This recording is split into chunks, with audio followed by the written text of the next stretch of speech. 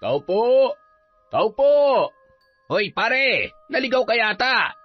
May hinahanap kasi ako. Baka lang nakita ninyo. Ano bang hinahanap mo't dito mo naisipang pumunta? Ay, nawawala kasi yung alaga naming aso.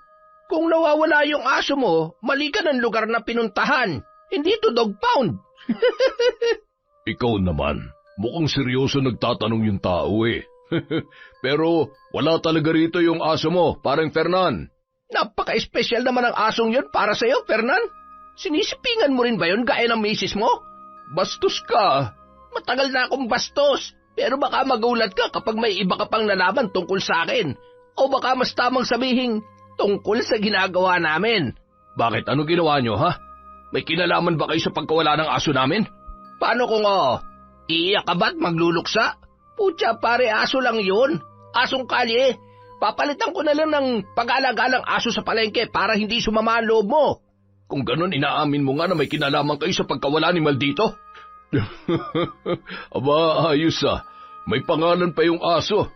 Mukhang mahal na mahal nyo nga talaga yung asong yun ah. Pero sayang, hindi na yun makakakahol sa mga tiyan namin eh. Akalain mo yun, Mulong. Masarap pala ang asong alagang-alaga ng amo. Manamis-namis yung karne. Parang gusto ko pa ngang umulit eh. Balikan kaya natin yung isa pa nilang alaga.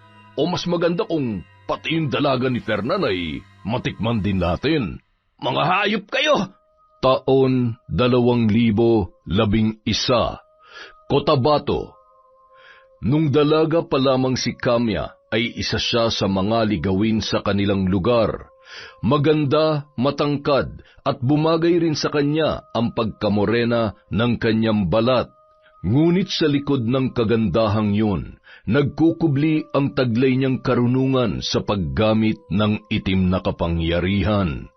Kung tutuusin, kaya niyang paibigin ang sinumang lalaki na kanyang matitipuhan, gamit ang kanyang kaalaman sa panggagayuma. Marami namang nanliligaw sa kanya, ngunit isa sa mga yun ay wala siyang natitipuhan. Dahil ang lalaking itinitibok ng kanyang puso ay may asawa na nung mga panahon na yun. Walang iba kundi si Fernan. Pangingisda ang hanap buhay ng lalaki dahil ang pamilya niya ay nagmamay-ari ng isang malaking fishing boat. Ginamitan siya ng gayuma ni Kamya kaya nagkaroon sila ng lihim na relasyon. Hanggang sa nagdalang tao na ang babae. Dahil wala pa ring alam ang asawa ni Fernan tungkol sa kanilang relasyon, naging isang malaking problema sa lalaki ang pagbubuntis ni Kamya. Ngunit handa raw yun na akuin ang bata bilang anak, kaya lamang hindi pa rin sila maaaring magsama. Hanggang sa magdesisyon si Fernan na sila ay maghiwalay, oras na maipanganak niya ang batang nasa kanyang sinapupunan. Hindi siya pumayag dahil mahal na mahal niya ang lalaki. Ngunit wala na siyang nagawa pa dahil buo na ang desisyon noon. Mas malaki raw ang magiging problema nila kapag ipinilit pa niya na sila ay magsama. Nang maipanganak ni Kamya si Talia, saka pa lamang ipinagtapat ni Fernan sa asawang si Stella ang tungkol sa bata. Kaya naman, nang malaman noon na siya ang kabit ng asawa, ay kaagad siyang sinugod nito. Hindi niya napaghandaan ang pagdating ng babae. Nang araw na yun, abala siya sa pagluluto ng hapunan. Nasa kwarto ang kanyang anak at mahimbing pang natutulog sa duyan, kaya nagkaroon siya ng oras na makapagluto. Ngunit ilang sandali lamang ay biglang bumukas ang pinto at mula roon pumasok ang galit na asawa ng nakabuntis sa kanya. Kamya, magpakita ka sa akin, malandi ka! Stella, teka, anong ginagawa mo rito? Bakit bigla-bigla ka na lang pumapasok nang walang pahintulot? Pahintulot? Siraulo ka pala eh. Bakit ikaw? Humingi ka ba ng pahintulot sa akin nung tikman mo ang asawa ko? Hindi ka pa nakontento? Nagpabuntis ka pang hayop ka? Wala akong alam sa sinasabi mo. Umalis ka na bago pa tayo magkasakitan dito. Tanga! Hindi ako aalis dito hanggat hindi kita nasasaktan. Mga agaw ka! Itong bagay sa'yo, kakalbuhin kitang hayop ka! Bitawan mo ako, ano ba?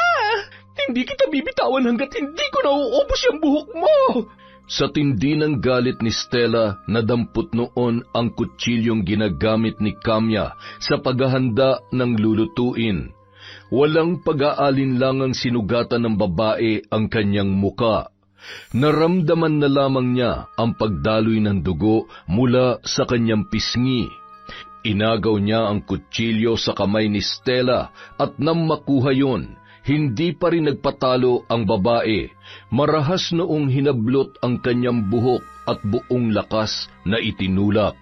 Sa kasamaang palad, nawalan siya ng balanse at bumagsak sa may lutuan, kung saan nakasalang ang pinalalambot niyang karne. Tumapon sa kanyang muka ang mainit na sabaw ng nilulutong ulam. Napahiyaw si Kamya nang masunog ang kanyang buong muka.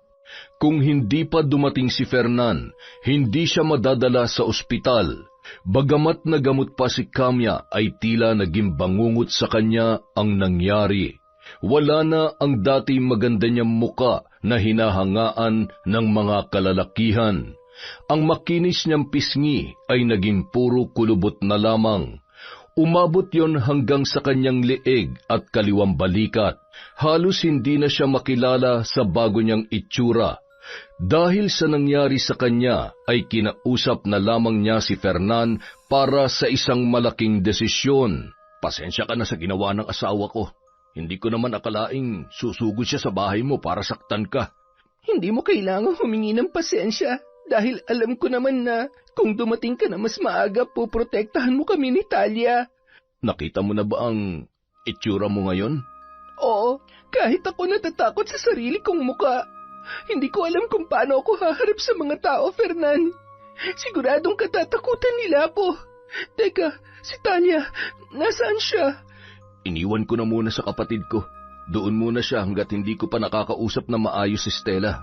Fernan, hindi ko na maaalagaan si Talia. Hindi ko alam kung paano ko siya palalakayin sa poder ko dahil siguradong mahihirapan lang siya. Ayoko maging tampulan siya ng tukso dahil sa nakakatakot kong itsura. Gusto ko magkaroon ng normal na buhay ang anak natin. Ano ba ang plano mo? Gusto ko munang umuwi sa amin sa probinsya. Makikituloy muna ako sa lola ko. Pwede bang ikaw na muna ang bahala kay Talia? Alam kong mas mapapabuti siya kung nasa iyo siya, Fernan. Nakikiusap ako. Huwag mong pababayaan ang anak natin. Akong bahala sa kanya. Basta mag-iingat ka kung saan ka man pupunta. Pero sana dumating pa rin ang araw na magkita kayo ni Talia at magpakilala ka sa kanya bilang ina niya, ha? Pangako, babalik ako para sa kanya. Yun na ang naging huling pag-uusap ni Kamya at Fernan. Tinapos niya na ang relasyon sa lalaki at humingi na rin ng tawad. Ipinaabot na rin lang niya ang paghingi ng tawad sa asawa ni Fernan na si Stella. Matapos makabawi ng lakas, bumiyahe na siya patungong probinsya kung saan siya noon inalagaan ng kanyang lola na si Amira. Sa loob ng mahigit 1 dekada, ni minsan ay hindi man lamang nakausap o nalapitan ni Kamya ang anak na si Talia. Ngunit lingid sa kaalaman ng dalaga at ng dati niyang karelasyon ay nakabalik na siya roon matapos ang 15 taon. Pinapanood at sinusubaybayan na lamang niya ang anak mula sa malayo. Tuwing naglalakad ay lagi siyang gumagamit ng balabal na isinasaklob sa kanyang ulo at itinatakip rin sa kanyang muka para hindi siya makaagaw ng atensyon sa ibang tao. Iniiwasan niya rin na may makakilala sa kanya sa mga dati nang nakatira sa barangay na yon. Marami rin kasi ang nakakaalam na nasunog ang buo niyang muka kaya posibleng maalala siya ng mga tao na minsan ring naging malapit sa kanya. Gamit ang perang naipon at ibinigay ng yumaong lola, bumili siya ng bahay at lupa sa lugar na yon. Maliit lamang ang bahay, ngunit malawak naman ang mapagtataniman niya sa paligid. Malayo yon sa mga kabahayan sa barangay, kaya ligtas siya sa panghusga ng mga taong nakatira doon. Kaya lamang, minsan ay may mga naggagawi rin sa parting yon. Ngunit tuwing may nakakakita sa kanya ay kaagad siyang tumatakbo papalayo na animoy nakakita ng nakakakilabot na nilalang. Nang umagang yun, nagplano siyang pumunta sa bayan para mamalengke ng kanyang mga kakailanganin. Gaya ng nakasanayan, gumamit siya ng itim na balabal na pangkubli sa kanyang ulo at buong muka. Tanging mga mata niya lamang ang nakalabas. Nakasuot din siya ng blusa na may mahabang manggas at paldang lampas sa tuhod ang haba. Pumara siya ng tricycle, ngunit pagsakay niya, may pasahero ng naunang sumakay doon. Nanlaki ang kanyang mga mata nang makilala kung sino yon. Pabayan ka rin ba, iha? Opo, Manang. Bakit po kayo natawa? Wala.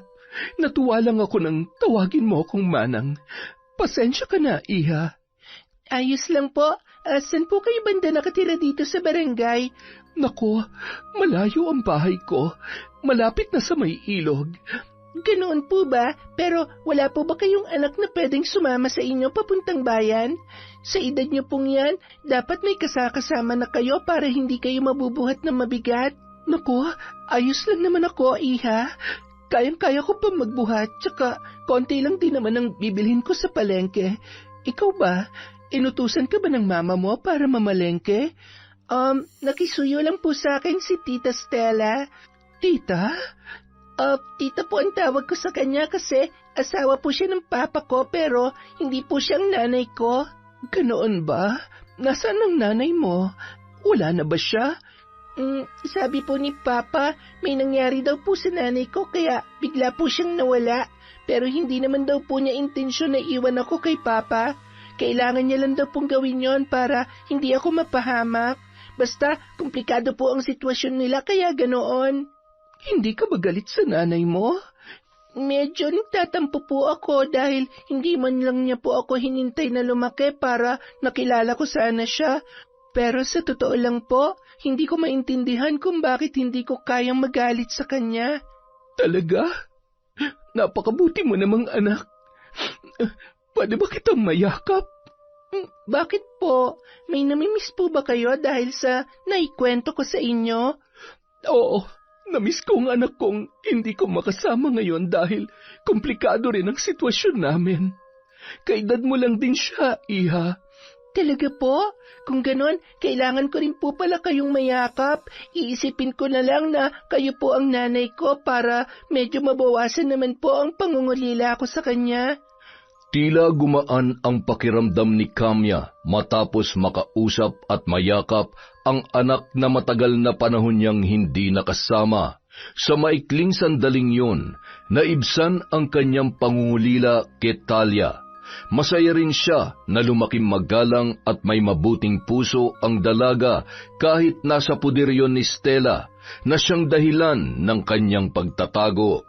Samantala, hindi naman maipaliwanag ni Talia ang naramdaman matapos niyang makausap ang babaeng nakasakay sa tricycle kani-kanina lamang.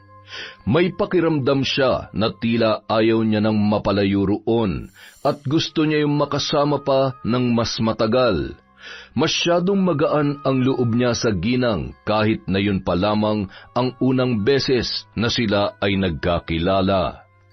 Matapos mamalengke, dumiretso na pauwi ang dalaga.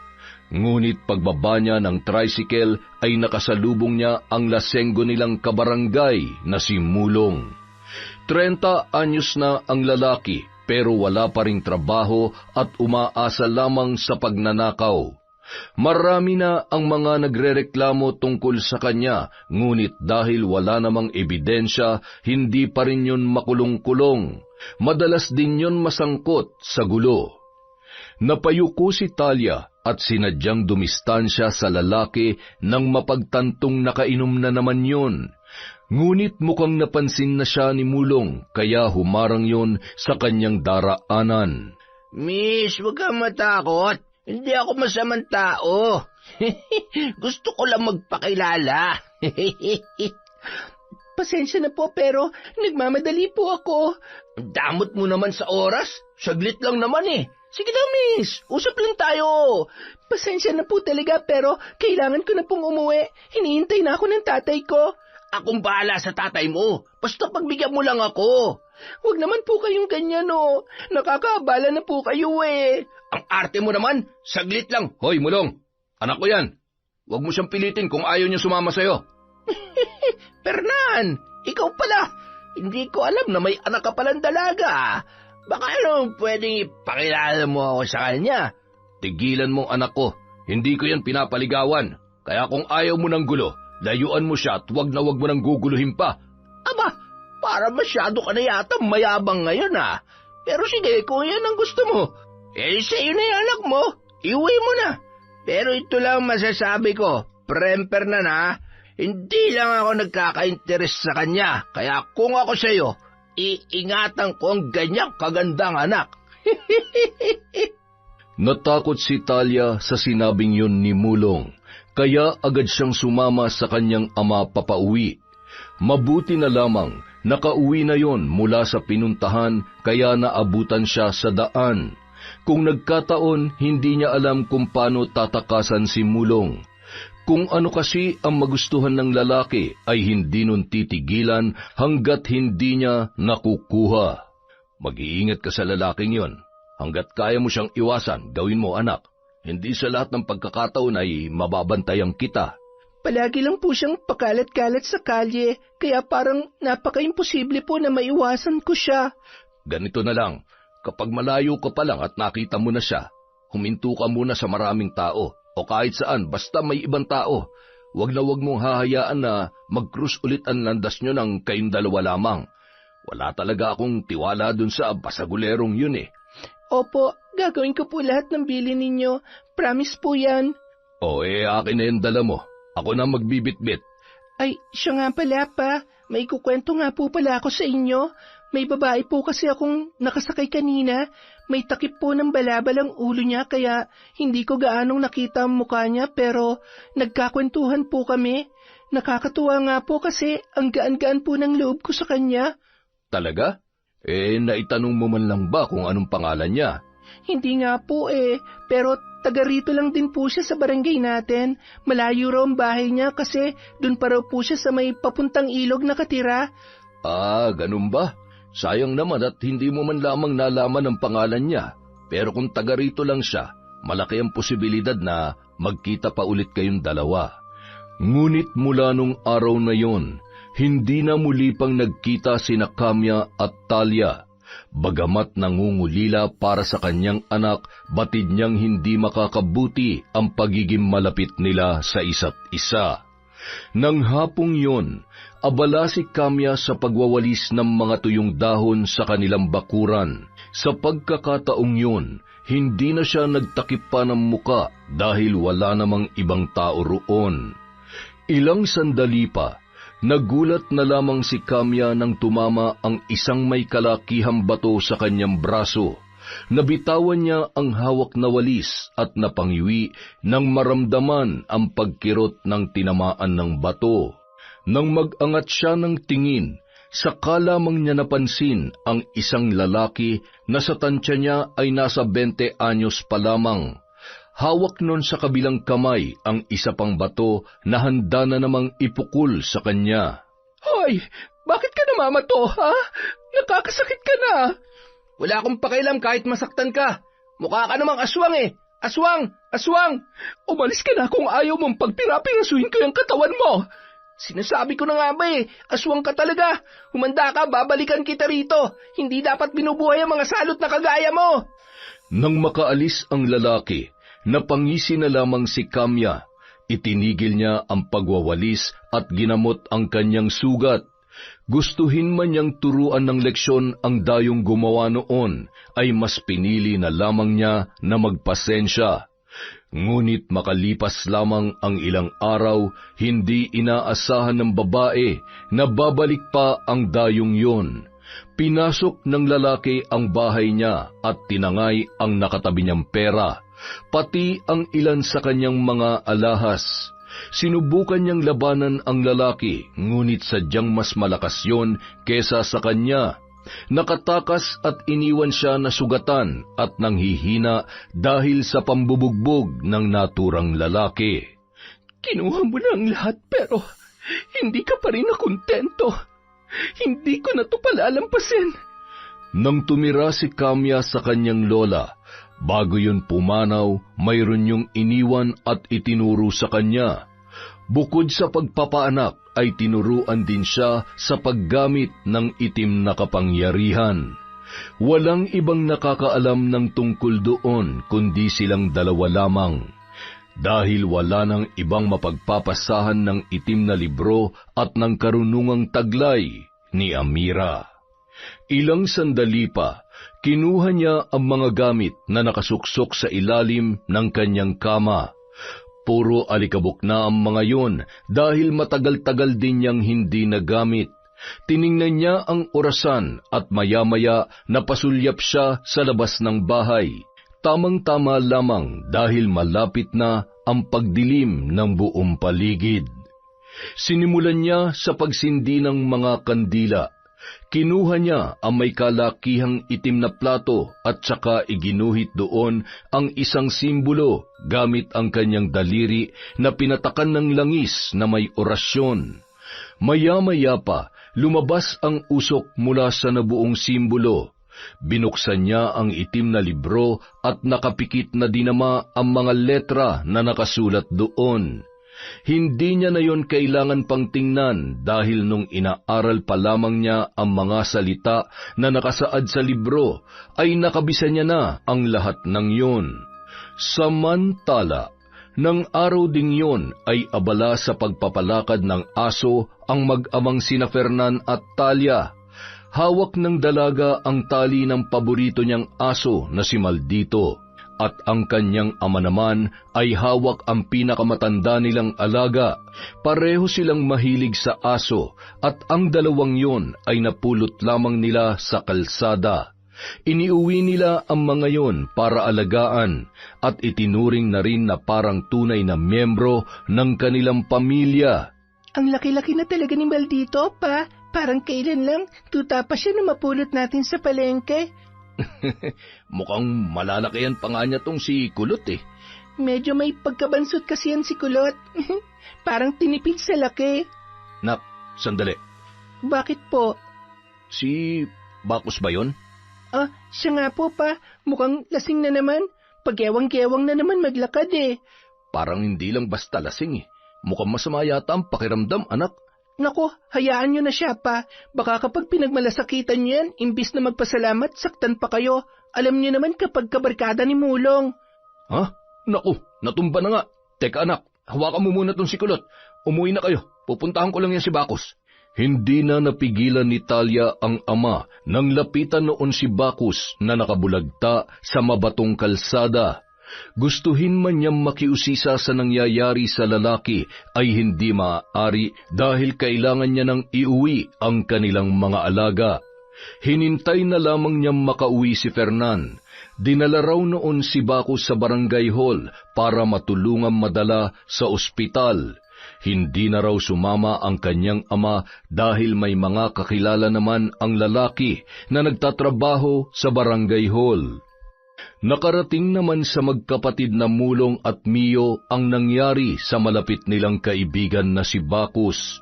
Nang malamang nasa ospital yun ay kaagad nilang pinuntahan. Ngunit nang abutan nila ang kaibigan doon ay hindi na yon makausap. Puno ng bukol ang katawan ni Bacchus. Namumutla rin yon at nanunuyo ang balat na medyo nagkakaamoy na ng mga sandaling yon. Bakit kaya nagkaganyan si Bacchus? Masigla naman siya nung huling kita natin sa kanya. Baka may dinaramdam na talaga siya, kaya hindi nakasama sa atin kahapon. Pero nung isang araw lang, magkakasama naman tayo, di ba? Bakit ganyan na kaagad ang itsura niya? Buhay pa siya pero para na siya naagnas na bangkay. Sigurado may gumanaw sa kanya, kaya siya nagkakaganyan. Tingnan mo, kuya, ang daming sugat ng katawan niya. Baka mamaya, binugbog na yan eh. Hindi eh. Tingnan mo ang bukol niya. Parang dyan nagagaling yung mga sugat. Pero grabe yung amoy. Napakalansa. Parang punong-puno na ng nana ang loob ng katawan niya eh. Nakakadiri man tingnan at amuyin pero tropa pa rin natin siya, kuya. Alam ko, kaya alamin natin kung ano nga ba talaga nangyari sa kanya. Teka, balita ko si Fernando ang nagdala sa kanya sa barangay hall ah. Di kaya may kinalaman yung taong yun? Bad trip yung palagi sa atin eh. Lalo na sa akin dahil hinaharang ko sa daan yung anak niyan dalaga. Kahit noon pa mayabang na talagang Fernan na yun eh. Mukhang kailangan na nating bawasan ang kayabangan niya. Kuya, ano ba naiisip mo? May kinalaman man siya o wala sa nangyari kay Bacchus, tuturuan pa rin natin siya ng leksyon para matuto siyang kumilala ng tunay na malakas dito sa lugar na to. Ano nga bang plano mo, kuya? Parang trip ko yung alaga nilang aso eh. Alam mo ba, nakita ko pa si Fernan noon nakaraan. Hinahalikan ba naman yung alaga nila? Parang sira ulo. May anak naman pero parang baby rin ang turing nila sa mga alaga nila. Alam mo kung ano ibig sabihin nun? Ganun nila kamahal ang kanilang mga alaga. Isipin mo, ano kaya magiging reaksyon niya kapag binawasan natin ng isa? Gusto ko yan naiisip mo, kuya. Sakto, wala pa tayong pulutan bukas. Mataba yung alaga nilang aso kaya sobra pa sa pulutan yun. Pang ilang araw din nating uulamin yun. Kailan ba natin gagawin yan, kuya? Mamayang gabi kapag mahimbing na ang tulog nila. Teka, paano kung mag-ingay yung mga yun at magising si Fernan? Siguradong yari tayo nun. Madali lang ang solusyon dyan. May pampatulog ako sa bahay. Hindi ka naman masyadong handa sa mga pinaplano mo, kuya, no? Teka, saan naman galing yun? Siyempre, may mga kakilala ako. Ginagamit din namin yun sa mga asong bantay sa mga ninanakawan namin. Ayos ka talaga, kuya. Ako pa ba? Nasa dugo natin ang pagiging matinik sa pagnanakaw. Kung yung malalaking tindahan nga napapasok ko nang hindi ako nahuhuli, yung pakayang aso na nasa labas na ng bahay. Basic lang yan. Nang gabing yon, hindi na nagsayang pa ng oras sinamulong. Pinuntahan nila ang bahay ni Fernan para nakawin ang isa sa mga alaga noong aso. Matagumpay naman nila yun nakuha, ngunit imbis na patulugin lamang ang isa pang alaga ng lalaki ay nilason na lamang nila yon. Pinili nila ang asong si Maldito na mas malusog at mas maganda ang pangangatawan. Pagkarating sa kanilang bahay, agad na nagpakulo ng tubig si Mulong para katayin ang ninakaw na aso. Pinukpok naman yun ni Mio sa ulo para matuluyan ng bawian ng buhay. Ipinatong noon ang katawan sa ibabaw ng lamesang kawayan saka sinimulang tanggalan ng balahibo. Kahindik-hindik ang ginawa nila sa inosenteng alaga ni Talia noong gabing yon. Matapos isalang sa kawa ang mga tinadtad na karne, ang ilang bahagi ng katawan ng aso ay itinapon na lang nila sa likod bahay. Sa isip-isip ni Mio, wala namang makakakilala sa kinatay nilang aso kung ibabase lang sa kulay ng balahibo dahil pangkaraniwang asong kalye lamang ang kanilang ninakaw. Tingnan ko lang kung hindi mabaliw ang Fernan na yun sa ginawa natin. Pati na rin ang maarte niyang anak. Wisit talaga yung Talia na yun. Kada mo kung sino, masyadong suplada. Hayaan mo na yun. Marami pa namang ibang babae dyan. Sabihin mo lang sa akin kung sino, ako mismo magdadala sa'yo. Nako, wag na kuya. Baka pag-initan na naman tayo ng mga bida-bida rito. Pero ya mo, kapag gigil na talaga ako at hindi ko na kayang pigilan, sasabihan naman kita. Basta yung pang-inom natin sagot mo palagi yan. Akong bahala dyan, kuya. Samantala, pagkagising pa lamang ni Talia ay ang aso na kaagad ang kanyang hinanap. Pero paglabas niya ng bahay, bigla siyang kinabahan nang makitang tali na lamang ang naiwan doon. Nalibot na niya ang buong bakuran pero hindi pa rin niya mahanap ang kanyang alaga. Sinubukan na rin niyang maglakad-lakad sa labas dahil baka nakawala lamang yun. Ngunit nang hindi pa rin niya makita si Maldito, ay bumalik na siya sa kanilang bahay. Bagamat nahihiyang abalahin sa ginagawa si Stella, naglakas loob na lamang siya na tanungin ang babae. Tita, pasensya na po sa abala. Itatanong ko lang po sana kung pinakawalan niyo po si Maldito. Ha? Ay, naku, hindi. Maraming asong pag-alagala at hindi natin alam kung may sakit ang mga yon. Kaya hindi ko pinakakawalan si Maldito. Wala po kasi siya sa pinagtatalian ko sa kanya eh. Tingnan mo na lang muna dyan sa labas. Baka nakawala. Si Kulot naman po nananamlay. Para pong may sakit. Ay, ako na bahala kay Kulot. Hanapin mo na muna si Maldito at baka makalayo pa yon. Delikado pa naman dito. Baka matsyempohan pa ng mga lasenggo at gawing pulutan. Kapag nawala talaga si Maldito, iisa lang ang pwedeng kumuha sa kanya. Si Mulong.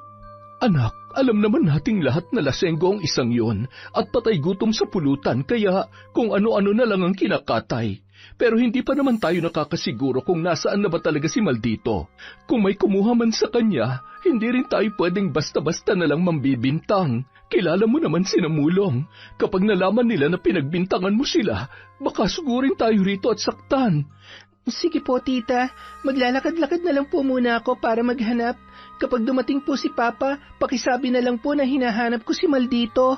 O siya, sige, mag-iingat ka. Umiwas ka sa mga tambay, ha? Opo, Tita. Nung unang araw na dinala ni Fernan si Talia sa bahay para ipaalam kay Stella na anak yon ng kanyang asawa sa kabit na si Kamya, ay halos hindi niya matingnan ang bata. Ngunit sa paglipas ng mga araw ay naakit siya sa maamo at inosenteng muka ni Talia, at nang sinubukan niyang kalungin ang bata, doon na nawala ang kanyang galit. Naisip niya na wala namang kasalanan ang batang yon, kaya kahit hindi niya kadugo ay itinuring pa rin niyang parang tunay na anak. Patas ang turing niya sa mga anak niya kay Fernan at kay Talia. Wala siyang pinapaboran dahil ayaw niyang magkaroon ng samaan ng loob ang magkakapatid. Mayroong parte sa kanya na nagsisisi sa ginawa niya kay Kamya. Sana ay kinumpronta niya na lamang ang babae at hindi na sinaktan. Hindi sana mangyayari ang malalang tinamunoon na siyang dahilan, kaya iniwan na lamang kay Fernan ang kanyang anak. Walang inilihim sa kanya ang asawa. Sinabi ng lalaki ang lahat ng mga ibinili ni Kamya at kung ano ang napag-usapan ng dalawa, kaya kahit papaano ay nakaramdam din siya ng awa sa babaeng yon. At nang magdalaga si Talia ay mas lalo niya yung natutunang mahalin, kahit may ibang taong nagsasabi na masyado siyang martir dahil kinupkup pa niya ang anak ng kabit ng kanyang asawa.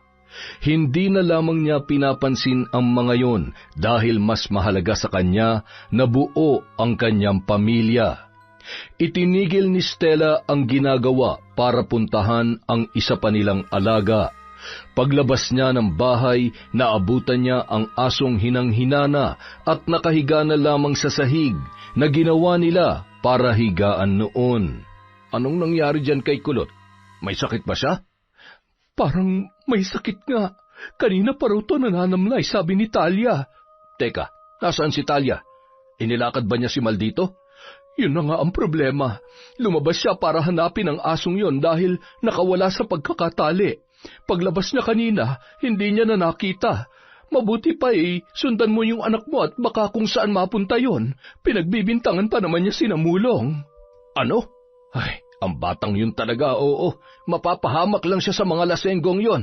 O siya, susundan ko na muna si Talia. Pauuwiin ko agad pag nakita ko. Tapos ako na lamang ang maghahanap kay Maldito. Mabuti pa nga, kapag hindi pa naging maayos to si Kulot maya-maya, dalhin na natin sa veterinaryo. Oy, sige, susundan ko na muna si Talia. Kapag nauna siyang umuwi, huwag mo nang paalisin ang bahay, ha? Oo, sasabihin ko sa kanya. Habang naglalakad, nakasalubong ni Fernan si Talia na bigong mahanap ang kanyang alaga. Pinauwi na lamang niya ang anak para siya na ang magpatuloy sa paghahanap. Ngunit dahil malawak pa rin ang lugar nila para maghanap sa nawawalang aso, ay nagtanong-tanong na lamang siya sa mga kalapit na bahay. Maya-maya pa, biglang pumasok sa isip niya ang sinabi ni Stella na pinagdududahan ni Talia si Namulong. Halos araw-araw nag-iinuman ang magkapatid at marami na ang nagrereklamo sa dalawa dahil sa pagnanakaw ng mga alagang hayop, mapamanok, pato o kahit aso ay hindi pinapalampas para gawing pulutan. Ngunit dahil wala namang nakakakita sa aktong pagkatay sa mga nawawalang alaga, ay nakakalusot pa rin sina Mulong. Ngunit sa pagkakataong yun, iba ang kutob ni Fernan. Hindi naman basta-bastang alaga lamang ang nawala sa kanila dahil masyadong mahalaga yun para sa mga anak niya, lalong-lalo na kay Talia. Ilang sandali pa, natagpuan na lamang ni Fernan ang sarili sa tapat ng bakuran ni Namulong. May kalayuan ang bahay ng lalaki sa mga kabahayan, kaya naggagawa mag-inom na magkapatid kahit abutin pa ng umaga dahil walang nagrereklamo sa kanilang ingay. Tao po! Tao po! Hoy pare, naligaw ka yata! May hinahanap kasi ako, baka lang nakita ninyo. Ano bang hinahanap mo't dito mo naisipang pumunta? Ay, nawawala kasi yung alaga naming aso. Kung nawawala yung aso mo, mali ka ng lugar na pinuntahan. Hindi to dog pound. Ikaw naman, mukhang seryoso nagtatanong yung tao eh. Pero wala talaga rito yung aso mo, parang Fernan. Napaka-espesyal naman ang asong yun para sa'yo, Fernan. Sinisipingan mo rin ba yun gaya ng misis mo? Bastos ka. Matagal na akong bastos, pero baka magulat ka kapag may iba ka pang nalaman tungkol sa akin. O baka mas tamang sabihin, tungkol sa ginagawa namin. Bakit? Ano ginawa nyo, ha? May kinalaman ba kayo sa pagkawala ng aso namin? Paano kung iiyak ka ba't magluluksa? Putya pare, aso lang yun. Asong kalye. Papalitan ko na lang ng pag-aalaga ng aso sa palengke para hindi sumama ang loob mo. Kung ganun, inaamin mo nga na may kinalaman kayo sa pagkawala ni Maldito? Aba, ayos ah. May pangalan pa yung aso. Mukhang mahal na mahal nyo nga talaga yung asong yun ah. Pero sayang, hindi na yun makakakahol sa mga tiyan namin eh. Akalain mo yun, Mulong. Masarap pala ang asong alagang-alaga ng amo. Manamis-namis yung karne. Parang gusto ko pa ngang umulit eh. Balikan kaya natin yung isa pa nilang alaga. O mas maganda kung pati yung dalaga ni Fernan ay matikman din natin. Mga hayop kayo! Sa galit ni Fernan, hindi niya na napigilan pa ang sarili at sinugod na ang magkapatid. Nagpambuno sila roon, ngunit dahil pinagtulungan ni Mio at Mulong si Fernan, wala siyang naging kalaban-laban sa mga yon. Bumulagta na lamang siya sa lupa na puno ng pasa ang muka. Hindi pa nakontento si Mulong, kinuha nun ang gulok na ginamit sa pagtadtad sa karne ng aso at walang alinlangang itinarak sa tiyan ni Fernan. Sinundan pa yon ng pagtaga sa iba't ibang parte ng katawan. Hindi tumigil si Mulong hanggang sa tuluyan ng malagutan ng hininga si Fernan.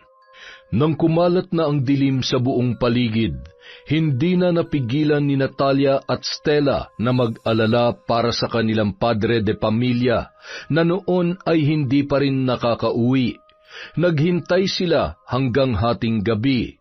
Ngunit sumapit na lamang ang umaga ay hindi pa rin nakakauwi si Fernan. Doon na tuluyang nabahala si Stella.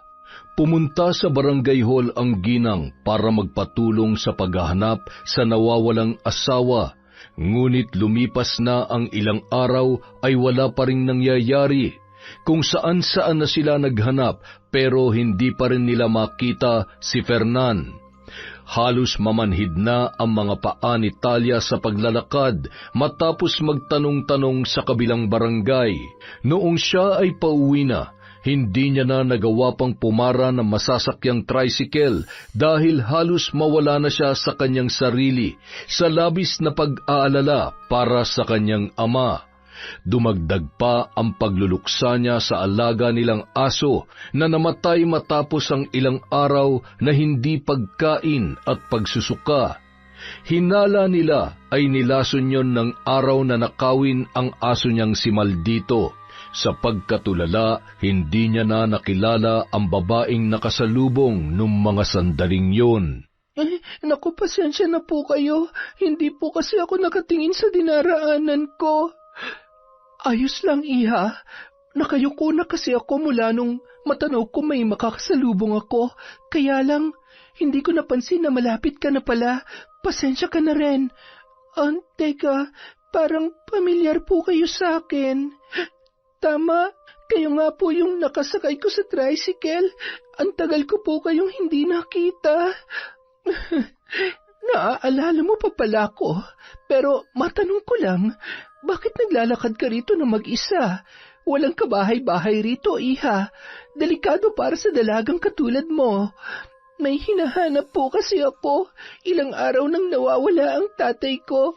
Una, yung alaga ko pong aso, tapos nung tumulong na si Papa sa paghahanap, siya naman po yung nawala. Sobrang nag-aalala na po ako sa kanya, kaya tulala na lamang po ako kanina. Ilang araw na nga bang nawawala ang tatay mo? Mag-iisang linggo na po eh. Sigurado ba kayo na wala siyang ibang pinuntahan? Opo, saka uuwi naman siya pagkatapos niya maghanap. Nakasalubong ko nga lang po siya habang naghahanap ako eh. Nung pinauwi niya ako, siya na lang daw mag-isa maghahanap. Sana pala sinamahan ko na lamang siya. Miss na miss ko na po si Papa. Ay teka, mukhang pagod ka na sa kakalakad. Namumula na rin ang mga paa mo. Ang mabuti pa'y sumama ka na muna sa bahay ko. Malapit lamang yun dito.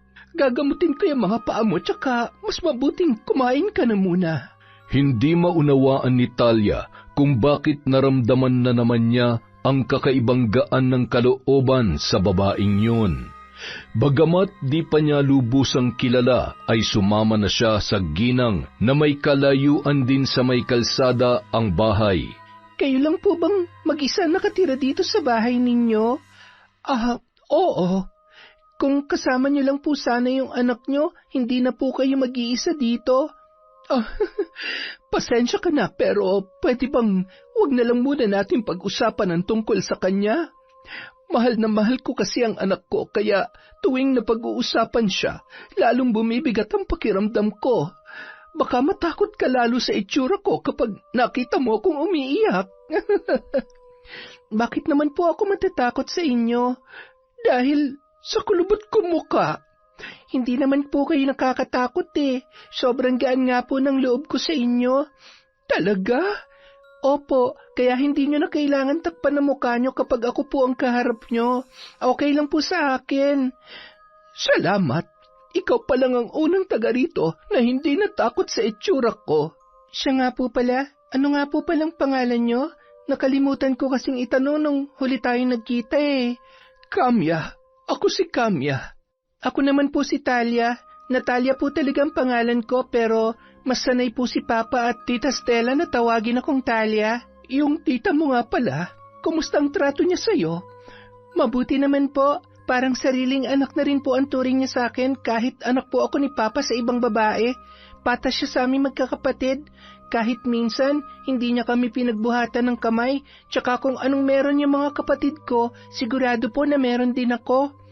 Mabuti pala siya kung ganon. Sobra po, kaya napakaswerte ko na kahit hindi ko pa nakikilala ang nanay ko, may isang nanay pa naman po ako na nagmamahal sa akin. Gusto niya nga po mama na rin ang itawag ko sa kanya eh. Pero nakiusap po ako na kung pwede, tita na lang muna. Bakit naman?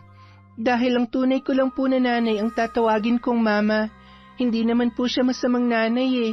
Kaya gusto ko pong ibigay sa kanyang titulo ng pagiging ina sa akin kapag nagkita na kami. Napakabuti mo talagang bata ka. Maganda ang pagpapalaki sa'yo ng papa at ng tita mo. Oo naman po, kaya po ganun na lang kahirap para sa akin na hindi ko alam kung nasaan si Papa, kung ayos lang ba siya o... Matapos gamutin ni Kamya ang mga sugat ni Talia, ay pinakain niya muna yon bago umalis. Siniguro niyang makakasakay ng ligtas ang dalaga bago yun hinayaang makauwi. Ngunit pagbalik ni Kamya sa bahay ay tila nang hihina siyang napaupo sa mahabang upuan sa maliit niyang sala. Hindi niya mapigilang mag-alala para kay Fernan at awang-awa naman siya para sa anak na si Talia na nangungulila na sa nawawalang ama. Kung hindi makakabalik si Fernan, ay mawawalan na ng magulang ang kanilang anak. Maya-maya pa, natagpuan na lamang niya ang kanyang sarili, nakaharap na ang librong itim, pati na rin ang mga kulay itim na kandila. Inusal niya ang mga salita na tila tinatawag ang espiritu na makakatulong sa kanya sa nais niyang malaman. Makalipas ang ilang sandali, bumigat ang kanyang paghinga at halos magdilim na ang paningin matapos makita ang kaluluwa ni Fernan. Wala na siya. Wala na si Fernan. Hindi pwede. Masasaktan ang anak ko. Hindi siya pwedeng mawala ng ama. Bakit? Bakit si Fernan pa? Sana ako na lamang ang nawala. Dahil sa nangyari, halos buong gabing umiiyak si Kamya.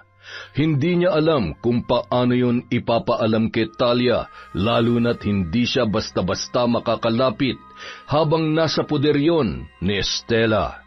Pagka-uwi ni Talia sa bahay, kaagad niyang ikinuwento kay Stella ang muli nilang pagkikita ng babaeng nakasakay niya sa tricycle.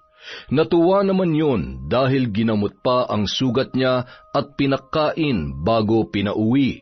Sobrang bait niya po talaga, tita. Hindi ko nga po alam kung bakit gano'n na lang kagaan ang loob ko sa kanya eh.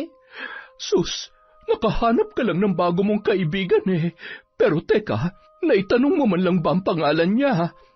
Opo tita, Kamya raw po ang pangalan niya. Ano? Pakiulit mo nga anak. Kamya po. Ay, teka, sabi mo nung nakaraan, palagi siyang may balabal na nakatakip sa ulo at sa mukha niya. Bakit siya naggaganoon, anak? Pinakita niya ba yung mukha niya sa'yo? Opo, kaya po pala tinatago niya yung mukha niya dahil halos buong mukha niya ay nasunog. Naaksidente raw po siya sa trabaho kaya po nagkaganoon hanggang balikat nga po eh. Kawawa nga po siya eh. Hindi na nakapagsalita pa si Stella nang mapagtanto kung sino ang babaeng laman ng mga kwento ng kanyang anak-anakan. Pasimple niyang tinanong kay Talia kung saan nakatira si Kamya. Sinabi naman yon kaagad ng dalaga at inaya pa siyang pumunta roon kapag nahanap na nila si Fernan. Anak, dito ka muna ha? Bantayan mo mga kapatid mo at huwag na huwag kayong lalabas ng bahay. May importante lamang akong gagawin. Babalik din ako kaagad mamaya. Opo tita, mag-iingat po kayo. Pumara ng tricycle si Stella at nagpahatid sa tinitirhan ni Kamya. Nagahalo ang galit at kaba sa kanyang dibdib. Wala na sana siyang pakialam sa babaeng yun, ngunit dahil sa pagkawala ni Fernan ay nabuhay na naman ang kanyang pagdududa. Malakas ang kutob niya na magkasama na naman ang dalawa, kaya hindi pa bumabalik sa kanya ang kanyang asawa.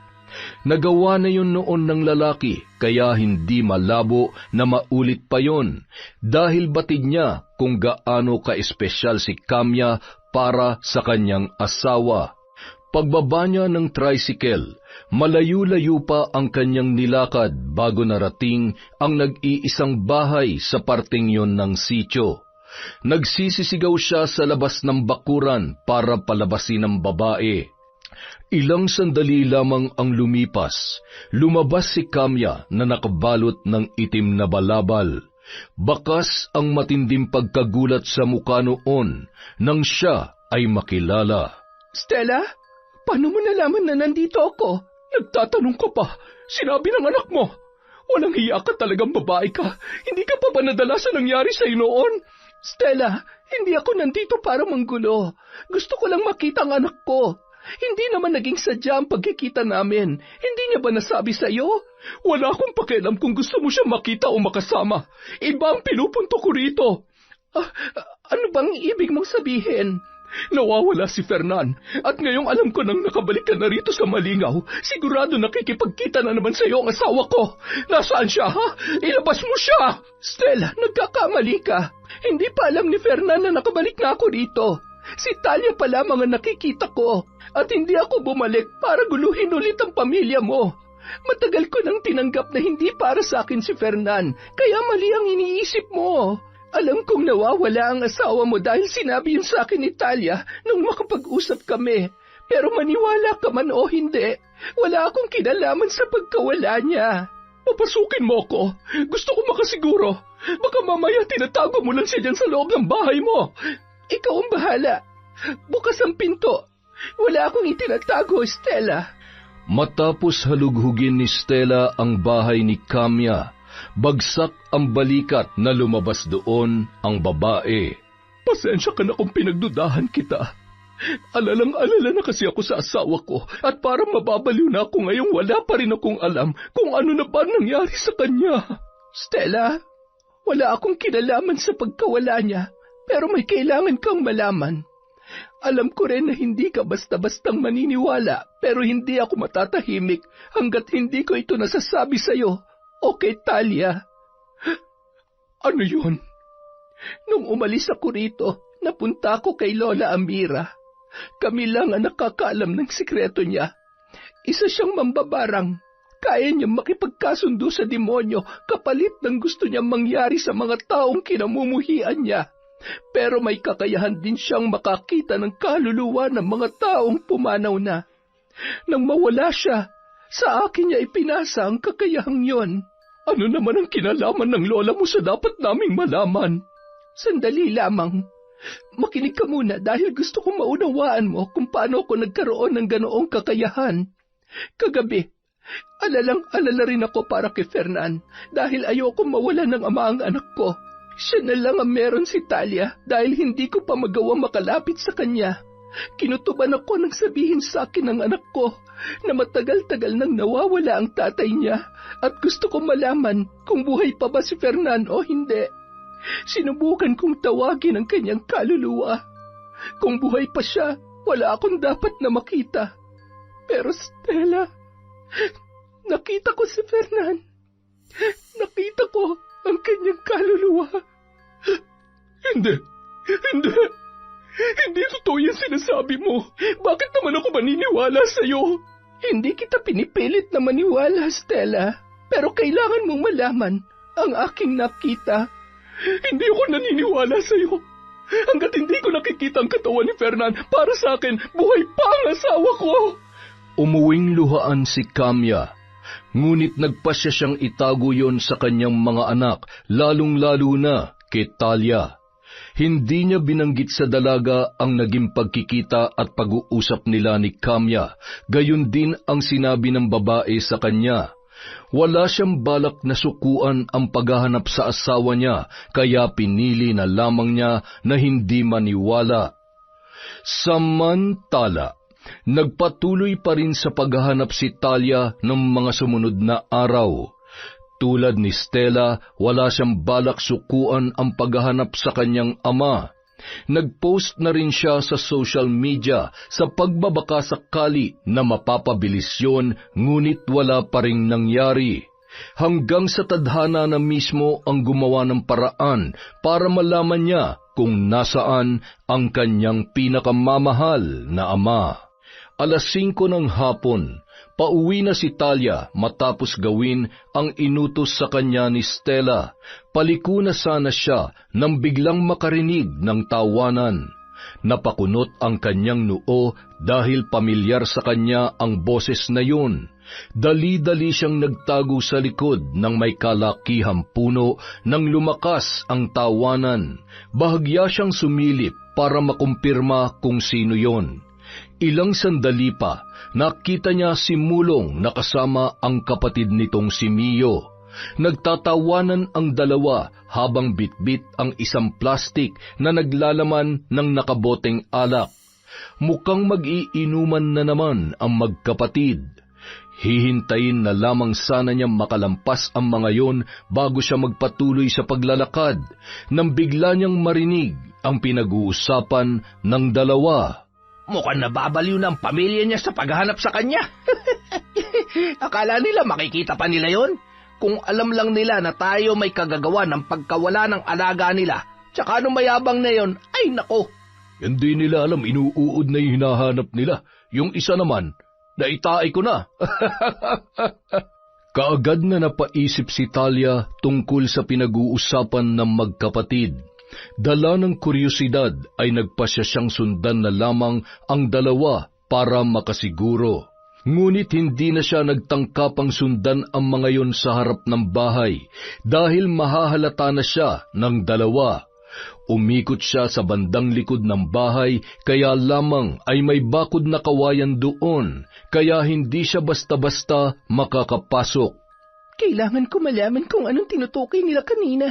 Sigurado nandito lang yun sa likod ng bahay nila. Maya-maya pa, napahinto sa paglalakad si Talia nang manuot sa ilong niya ang kakaibang amoy. Para yung nabubulok na katawan ng hayop. Sinundan niya kung saan yun nagmumula. Habang papalapit ng papalapit, ay palakas rin ng palakas ang kabog ng kanyang dibdib. Nang babaybayin niya na ang bakod, ay natuntun niya ang sirang parte noon. Dahil may kaliitan ng siwang ng nasirang bakod, kinailangan pa niyang kalasin ang ilang piraso ng kawayan para tuluyan ng makapasok sa bakuran. Nakahinga siya ng maluwag nang makalusot sa naturang bakod. Puno ng mga sirang gamit at kung ano-anong basura kaya hindi niya agad natukoy kung saan nagmumula ang nabubulok na amoy. Ilang sandali pa, natigilan siya nang makita ang isang pamilyar na gamit. Teka, pitaka to ni Papa. Lalong lumakas ang pagkabog ng kanyang dibdib nang mapagtanto na sa ama niya nga ang wallet na yon. Nanginginig niya yung binuksan. Wala nang ibang laman ng pitaka maliban sa lisensya at ilang mga resibo. Sa muling paghakbang, napatingin siya sa tinatapakan nang mapansin ang itinabong lupa roon. Nagpalinga-linga siya sa paligid para maghanap ng gagamiting panghukay. Hanggang sa mahagip ng kanyang paningin ang isang pala. Dali-dali niyang hinukay ang parteng tinabunan ng lupa para malaman niya kung ano ang naroon. Pero sa isip-isip niya, lihim siyang nananalangin na sana'y mali ang kanyang kutob. Makalipas ang ilang sandali, unti-unting tumambad sa kanya ang pamilyar na kulay ng damit. Nabitawan niya ang pala na makita kung ano ang kanyang nahukay. Walang iba kundi ang katawan ng kanyang ama, na ilang araw na niyang hinahanap. Naikuyom niya ang kanyang kamao at nagtangis ang mga ngipin dala ng matinding galit. Pinatay nila ang tatay ko. Magbabayad sila. Dahil sa matinding emosyon ni Talia, hindi na siya nakapag-isip pa. Sinugod niya sina Mulong at Mio na noon ay nagsisimula pa lamang uminom. Hinampas niya ng pala si Mulong, nawalan yun ng balanse mula sa pagkakaupo at bumagsak sa lupa. Anak ng teteng, ano ang problema mo? Pinatay niyo ang tatay ko. Pinatay niyo siya. Mga hayop kayo. Hoy, magdaan-daan ka nga sa pambibintang mo. Wala kang pruweba. Anong wala, ha? Nakita ng dalawang mata ko ang katawan ni Papa na ibinaon niyo lang sa likod bahay. Kuya, akala ko ba nalinis mo? Ano to? Nalintikan na. Ipapakulong ko kayo. Sisiguruhin ko mabubulok kayo sa bilangguan. Mga demonyo! Dahil sa sinabing yon ni Talia, naalarma ang magkapatid. Nang makita nilang paalis na ang dalaga, ay mabilis yung hinablot ni Mio sa braso. Saan ka pupunta, ha? Akala mo ba makakaalis ka pa dito? Walang makukulong sa amin, tanga! Isiksik mo yun sa kokote mo! Kuya, wag mo naman masyadong sindakin. Sayang ang ganda niya, no? Oo nga, no? Ito na palang pagkakataong hinihintay mo, tol. Palay na mismo lumapit sa manok. Bitiwan mo ako! Ano pa? Ngayon pa? Miss, alam mo naman ang ginawa mo, hindi ba? Pumasok ka ng walang pahintulot. Kung akong tatay mo, didisiplinahin kita. Kaso wala na siya eh. Inuuod na. Sana pala nagtanim ako kahit kamatis lang. Sigurado ako natataba yun. Hayop ka! Mga demonyo kayo! Shhh! Huwag ka nang magalit, my loves. Huwag ka mag-alala. Hindi mo ako tatay. Pero didisiplinahin kita sa paraan na alam ko at gusto ko. Napasigaw at pumalag si Talia mula sa pagkakahawak ni Mio, ngunit wala na siyang nagawa nang busalan na noon ang kanyang bibig. Ibinagsak siya ng lalaki sa kama. Nagtawanan ang magkapatid nang maluha siya sa takot. Sa pagkakataong yun, pinagsisihan niya na nagpadala siya sa kanyang emosyon. Nang hubaran siya ni Mulong, tuluyan na siyang nawalan ng pag-asa. Wala na siyang kawala sa magkapatid. Sa tindi ng takot na nararamdaman, nawalan ng ulirat si Talia habang pinagsasamantalahan ng magkapatid na sina Mio at Mulong. Matapos makaraos, saka lamang sila bumalik sa kanilang bisyo. Dahil sa pagdiriwang, nawala na sa isip ng dalawa ang dalagang iniwan nila sa silid na wala pa ring malay ng mga sandaling yun. Makalipas ang ilang oras, nagising na si Talia. Nagnilid ang mga luha niya nang mapagtanto na hindi pa nagginip ang pangyayaring yun. Dama niya ang pananakit ng kanyang katawan dahil sa ginawa ng magkapatid. Bagamat nang hihina ay pinilit niyang tumayo para kunin ang mga damit na punit-punit na dahil sa karahasan ng dalawang lalaki na bumaboy sa kanya. Bawat galaw ay napapangiwi siya dahil sa sakit na nararamdaman. Mabuti na lamang, lasing na ang mga yon, kaya nakahanap siya ng pagkakataon para tumakas sa kanilang lugar. Ngunit nang akmang lulusot na siya sa dinaanang siwang sa bakod, nahablot ni Mio ang kanyang buhok. "Saan ka pupunta, ha? Hindi pa kami tapos sa'yo." Pakawalan mo ako! Hayop ka! Buong lakas na sinipa ng dalaga ang lasing na lalaki. Nang mabitawan noon ang kanyang braso, ay dali-dali na siyang lumusot sa bakod. Kahit paika-ika, sinikap niyang makatakbo para makalayo doon. Saka pa lamang siya nabuhayan nang makarating sa mga kabahayan. Pagpasok niya sa kanilang bakuran, doon lamang siya nakahinga ng maluwag. Napaluhod siya habang humahagulhol. Naghalo na ang pawis at luha habang nakasubsob ang muka sa lupa. Dali-dali namang lumabas ng bahay si Stella nang marinig ang kanyang pag-iyak. "Diyos ko, Talia, ano nangyari sa'yo? Bakit ganyan ang itsura mo? Punit-punit ang damit mo at may mga sugat ka pa. Napano ka bang bata ka?" Tita! Sina Mulong at Mio po! Sila bang gumawa nito sa'yo? Ano nangyari, anak? Sabihin mo sa akin dahil mamamatay ako sa pag-aalala sa'yo. Pinagsamantalahan po nila ako. Halos mawala ng ulirat si Stella nang marinig yon mula kay Talia. Nagawa niyang ikwento ang lahat na nangyari kahit hirap na hirap siya. Dama niya ang matinding pandidiri sa sarili at ang takot para sa kahayupang ginawa sa kanya ng magkapatid na manginginom.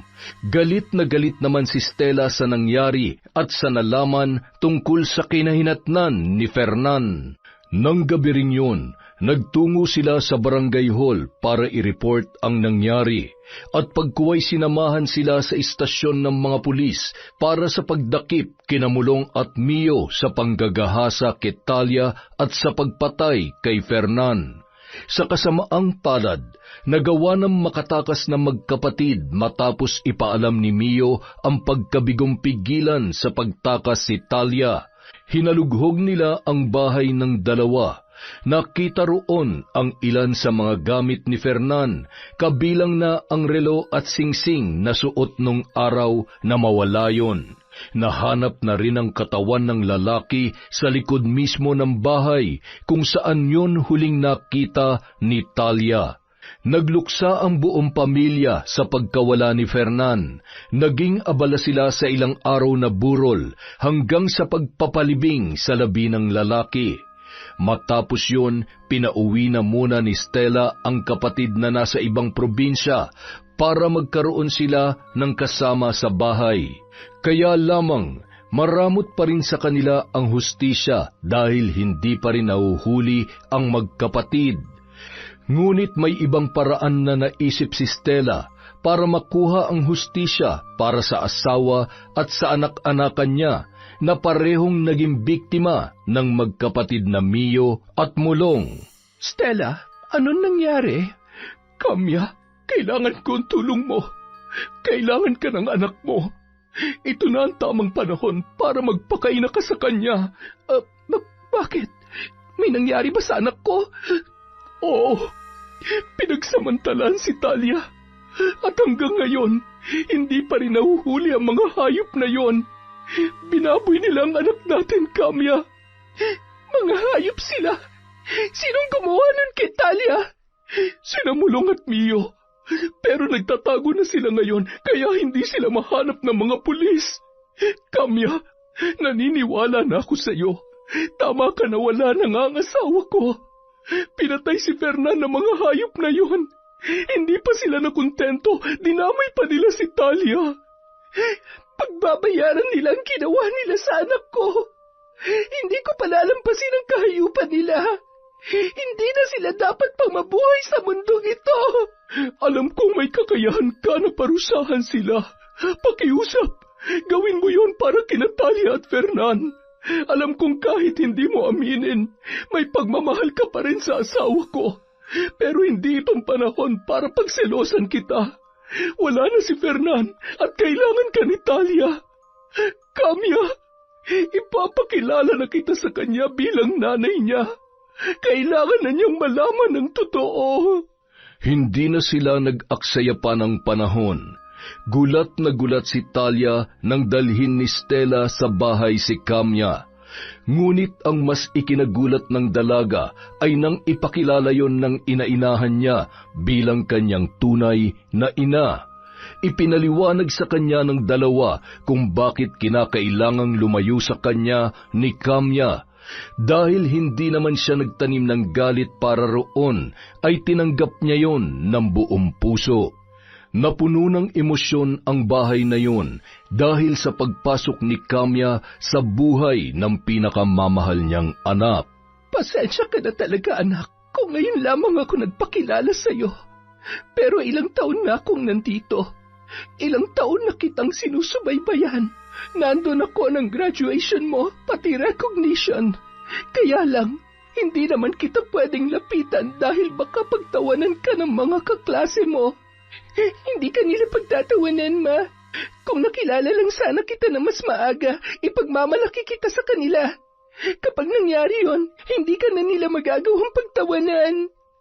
Salamat, anak, dahil hindi ka nagtanim ng galit sa akin, kahit na napakalaki ng pagkukulang ko sa'yo. Huwag mo na pong isipin yon, ma. Ang mahalaga, nandito ka na at nakilala na kita bilang mama ko. Siya nga po pala, kukunin niyo na po ba ako kay Tita Stella? Hindi, anak. Alam kong masaya ka at mas maayos ang buhay mo kapag nasa poder ka niya. Pero sisiguruhin ko na lagi tayong magkakasama. Susuportahan kita at hindi na ako mawawala pa ulit, anak ko. Salamat po, ma. Kahit hindi naging madali ang pinagdaanan ko at hanggang ngayon, naiiyak at natatakot pa rin ako kapag naaalala kong ginawa sa akin ng mga demonyong yon. Gumagaan po ang pakiramdam ko kahit paano dahil sa inyo ni Tita Stella. Kaya lagi ka magpapasalamat sa Tita Stella mo, ha? Tsaka aalagaan mo rin siya dahil naging mabuti siya sa'yo. Buti nga po nagkaayos na kayong dalawa eh. Pero sana hindi na lang nangyari ang away niyo noon para hindi kayo nagkaganyan. Wala na tayong magagawa, anak, dahil nangyari na yon. Tsaka napatawad ko na si Stella sa kanyang ginawa. Napatawad na rin niya ako. Pareho lang kaming nagkamali noon. Mas malala nga lang ang sakin, pero ang mahalaga, ginawa ko pa rin ang tama. Kaya pasensya ka na kung nangulila ka sa isang ina dahil sa desisyon kong yon. Ma, hindi niyo na po kailangang humingi ng pasensya dahil naiintindihan ko po kayo. Masaya na po ako ngayon na palagi na tayo magkakasama. Ngayon ko lang po naiintindihan kung bakit gano'n na lang kagaan ang loob ko sa inyo. Yun pala, kayo po pala ang tunay kong ina. At naramdaman ko rin yun sa'yo. Kung pwede nga lang na hindi na kita pauwiin nung araw na yon, ginawa ko na. Pero ayoko nang dagdagan pa ang hirap na pinagdadaanan ng Tita Stella mo. Ano nga po palang plano niyo ni Tita? Narinig ko po kasi kayo kanina na may pinaplano kayo para maparusahan sina Mulong at Mio. Huwag mo nang isipin yun, anak. Kami na lang ang bahala doon. Ang gusto namin ay maging payapa ng isip mo. Basta, isipin mo lang palagi na mahal ka namin. Ang swerte mo nga kasi dalawa kaming mama mo. Pero sana, wala kang maging paborito kasi magsiselos talaga ako. Pareho ko na lamang po kayong paborito. Pwede po ba yun? Oh. Pwede, anak. Ikaw talaga, Talia, oo. Nakuha mo pa magpatawa. Matapos maayos ang relasyon sa anak, sinimulan na ni Kamya ang pagpapahirap sa magkapatid na pumatay kay Fernan at gumahasa kay Talia. Wala siyang sinayang na sandali. Binuksan niya ang isang maliit na kahon na nababalot ng itim na tela. Mula roon inilabas niya ang mga ipis at uod na tila wala ng buhay. Isa lamang ang kailangan niya sa mga yun. Sinimulan na ng mambabarang ang sagradong ritual. Sa pagkakataong yun, mas taimtim at mas malalim ang galit sa puso niya habang binibigkas ang mga salitang magsasalin ng sumpa sa mga taong nais niyang parusahan. Makalipas ang ilang sandali, ang kanina'y nag-iisang ipis at uod lamang ay unti-unti nang dumarami, hanggang sa mabuo roon ang imahe ng isang nilalang. Panginoon ko, bigyan mo ako ng sapat na lakas at kapangyarihan upang iparanas ang pinakamasakit na kamatayan para sa mga taong aking kinasusuklaman. Isinusumpa ko ang kanilang buhay. Nang mga panahong yun, dumayo na sa kabilang bayan sina Mulong at Mio, kung saan nakatira ang isa sa kanilang mga kaibigan. Imbis na matakot at mag-alala na baka may makakita sa kanila, malaya silang nagpagala-gala sa bagong lugar na kanilang pineperwisyo. Mula nang dumating sila roon ay sunod-sunod na ang mga kaso ng nakawan. Ilang beses na rin silang nasangkot sa mga away, ngunit dahil kamag-anak ng opisyal ng barangay ang kanilang kaibigan, palagi silang pinagbibigyan. Nang hapong yun, nakapwesto na naman ang magkapatid sa harap ng isang tindahan. Nasa harapan nila ang ilang bote ng alak na inutang pa nila roon, pati na rin ang chichiriyang pulutan. Hindi ka pa ba nagsasawa sa lasa ng chichiryang to? Nakakaumay na Kailan ba tayo makakapagsisigulit? Siyempre, kapag nakapagnakaw ka na ng pupulutanin natin, kuya. May alam ako, pero ikaw na ang bahalang dumiskarte. Sus, baka mamaya aso na naman yan, ha? Alam mo naman ang inabot natin nung huling beses tayong namulutan ng karning aso. Ikaw napakahina talaga ng loob mo. Hindi na mauulit yon, basta gagalingan mo lang. Para sampay ang talent mo sa pagnanakaw, kuya. Yan, diyan ka magaling sa pang-uto. Pero sige, hahanap ako. Mga iyo, pasensya na sa abala. Gusto ko lang sanang ibigay itong sobra sa niluto kong ulam. Mas masarap itong pulutan kesa dyan sa mga chichirya ninyo. Akalain mo nga naman, grasya na mismo lumalapit. Uy, Manang, salamat sa ulitin. Mukhang masarap yan Abay, masarap talaga. Napangisi na lamang noon si Kamya matapos matagumpay na maibigay ang hinanda niyang putahe. Walang kaalam-alam ang lasinggerong magkapatid na yun na ang huling inom nila ng alak at yun na rin ang huling beses na makakatikim sila ng masarap na pulutan. Pagpatak ng 10:00 ng gabi, Sinabihan na sinamulong ng may-ari ng tindahan na kailangan na nilang magsara. Pinapauwi na ang dalawa, ngunit hindi pa rin natinag ang mga yon. Ilang sandali pa, bigla na lamang naisuka ni Mio ang tinunggang alak. Si Mulong naman ay namimilipit na habang sapo ang kanyang tiyan. Sunod-sunod ang naging pagduwal ng magkapatid.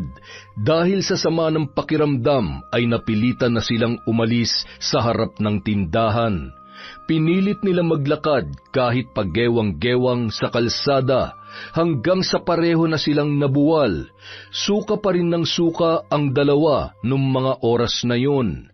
Nang sulyapan ni Mio ang kasama ay tila biglang nawala ang kanyang kalasingan. Ha? Mulong, may lumalabas sa bibig mo. Napasigaw ang magkapatid nang gumapang sa buong katawan nila ang mga uod at ipis na mula sa bibig ni Mulong. Pinagkakagat ng mga ipis ang kanilang buong katawan. Walang pinalampas ang mga yon.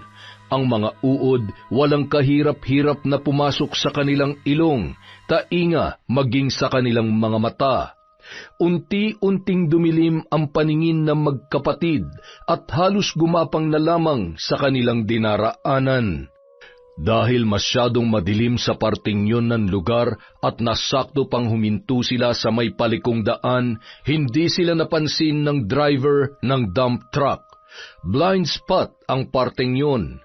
Huli na para magpreno ang driver na nagmamaneho ng truck na puno ng mga tipak-tipak na bato na hinakot mula sa gumuhong parte ng bundok na naroroon. Dahil sa aksidenteng nangyari, nagkalasug-lasug ang katawan ni Mulong at Mio matapos masagasaan ng dump truck. Halos wala na silang pagkakakilanlan nang matagpuan ng mga taga-barangay na nilapitan ng driver para humingi ng tulong. Ngunit nakaagaw pansin din sa mga tao ang uod at mga ipis na nagkukumpulan sa katawan ng magkapatid. Kumalat ang usap-usapan na patay na ang dalawa bago pa man masagasaan ng truck.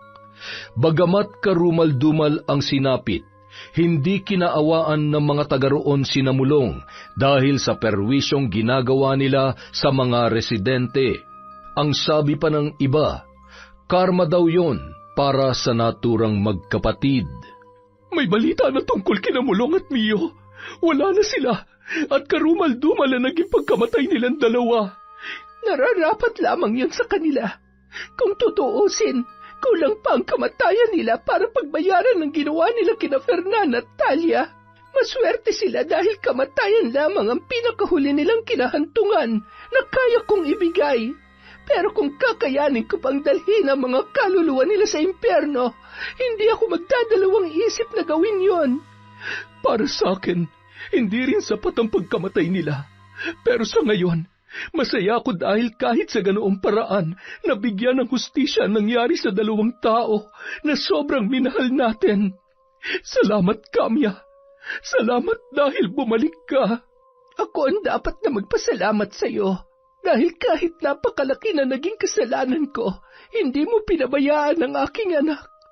Napakabuti mong tao, kaya kulang pa ang salitang salamat para sa lahat ng nagawa mo. Pamilya ko si Talia. At ngayong nagkaayos na tayo at pareho rin naman tayong nagmamahal para sa kanya, pamilya na rin kita, Kamya. Napaluhan na lamang si Kamya sa sinabing yon ni Stella. Hindi niya akalain na mapapatawad pa siya ng babaeng minsan naging biktima ng kabaliwan niya sa pag-ibig. Ngunit dahil pinili niyang tanggapin ang pagkakamali at gawin pa rin ang tama, ay nagkaroon pa siya ng isang pagkakataon para maging maayos ang lahat.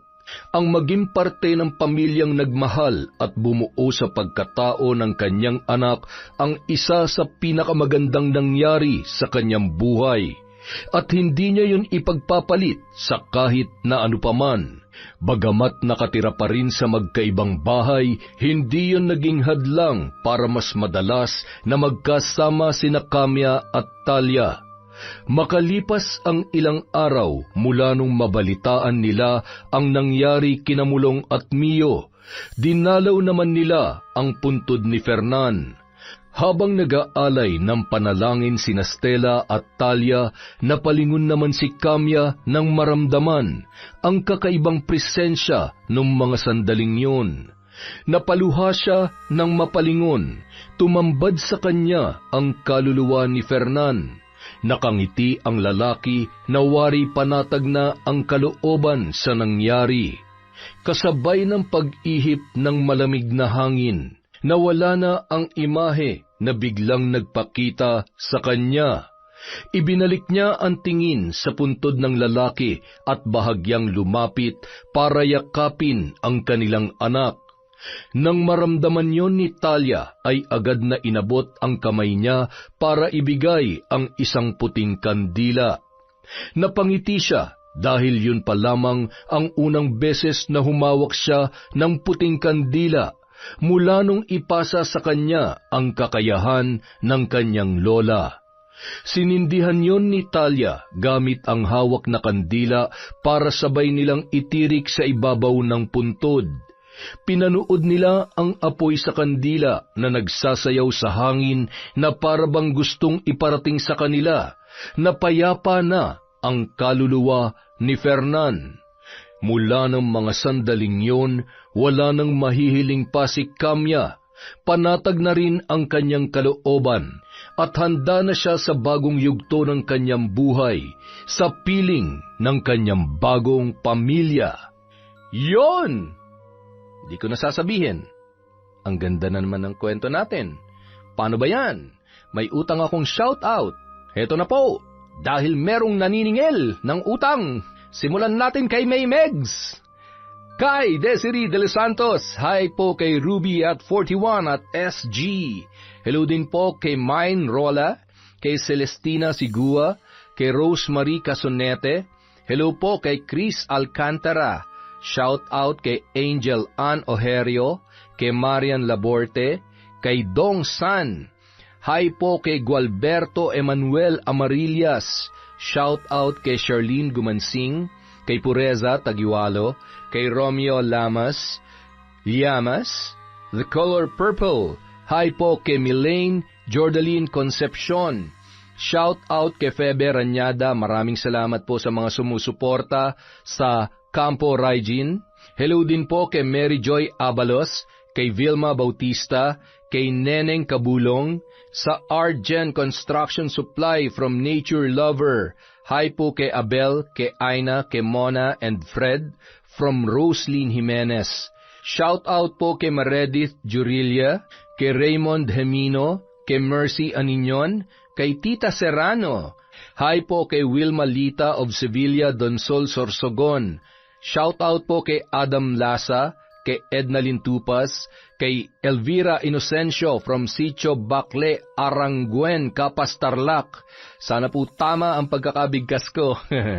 Hi po kay Regan Machico, Cabalfin family of Mabalacat, Pampanga from Lea Cabalfin.